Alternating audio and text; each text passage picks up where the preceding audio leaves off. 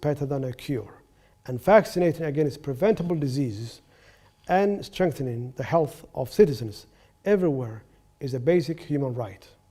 Indeed, as we say in Somalia, health is wealth. More than that, it's also good politics, smart economics, and the path to a resilient, confident, and prosperous future for all. COVID-19 has truly tested the world in every which way possible. The coronavirus pandemic has taught us the importance of preparation, collaboration, and timely common actions to protect our citizens' future. I welcome and strongly support the Vaccine Alliance's focus on accelerating a vaccine for COVID-19, and I urge that this to be made available, especially for those who are vulnerable.